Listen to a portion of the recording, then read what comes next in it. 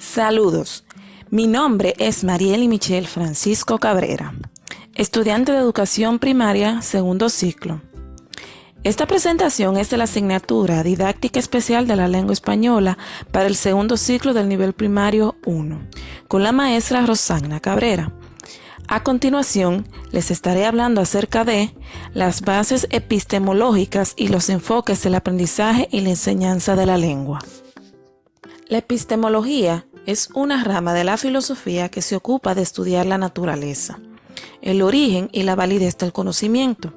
La palabra epistemología está compuesta por las palabras griegas episteme, que significa conocimiento, y logos, que se traduce estudio o ciencia. Se encarga de explorar la coherencia interna de los razonamientos que llevan a la creación de conocimiento, la utilidad de sus metodologías teniendo en cuenta sus objetivos, los contextos históricos en los que aparecieron esas piezas de conocimiento y el modo en que influyeron en su elaboración, y las limitaciones y utilidades de ciertas formas de investigación y de ciertos conceptos, entre otras cosas. Los enfoques de dominio del aprendizaje se centran en cómo aprenden los niños. Se refiere a las habilidades y comportamiento que los niños utilizan para participar en el aprendizaje. Incorpora la regulación emocional, conductual y cognitiva, así como la iniciativa, la curiosidad y la creatividad. El aprendizaje es una actividad compartida donde el maestro debe ayudar a los estudiantes a interpretar el mundo que los rodea. Las investigaciones sobre enfoques de aprendizaje han dado lugar a una nueva área de investigación que mezcla el estudio de contexto educativo, la percepción de los estudiantes y la metodología de la psicología cognitiva. La enseñanza de la lengua se ha concebido una concepción metodológica basada en un enfoque cognitivo, comunicativo y sociocultural que tiene como objetivo fundamental contribuir al desarrollo de la competencia comunicativa del alumno, entendida esta como competencia lingüística, competencia sociolingüística, competencia discursiva y competencia estratégica. Eso significa que los alumnos se conviertan en comunicadores eficientes, capaces de comprender lo que los otros expresan, posean una cultura lingüística y literaria adquirida en el proceso de análisis de variados textos, así como en los recursos lingüísticos empleados para la construcción de textos en disímiles estilos, según la situación comunicativa en que se encuentren. Enfoques de la enseñanza de la lengua. Dentro de esos enfoques se encuentran el cognitivo, el comunicativo y el sociocultural. El cognitivo está relacionado con la función intelectiva que permite la construcción del pensamiento en conceptos. Se vincula directamente con las habilidades para la comprensión de textos. Se concentra en las estructuras del texto y la conversación.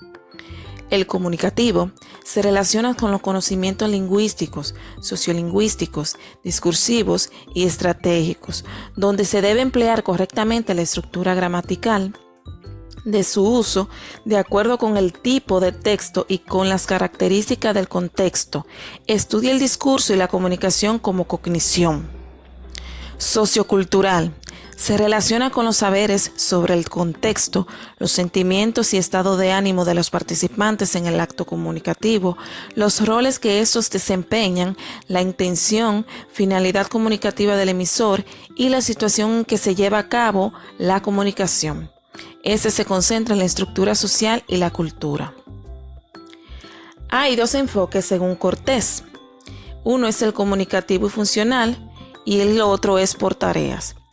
La comunicativa y funcional pretende que los alumnos adquieran una adecuada competencia, mientras que el por tareas se le da prioridad al aprendizaje social y cooperativo, mediante la realización de tareas de comunicación real que fomenten y desarrollen las competencias comunicativas del alumno.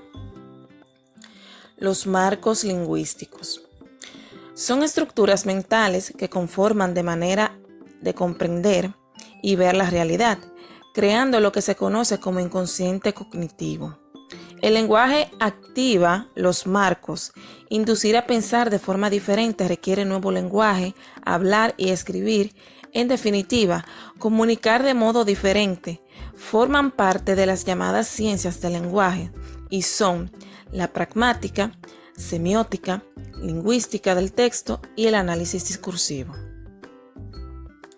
La pragmática es una rama de la lingüística también estudiada por la filosofía del lenguaje, la comunicación y la psicolingüística, que se interesa por el modo en el que el contexto influye en la interpretación del significado.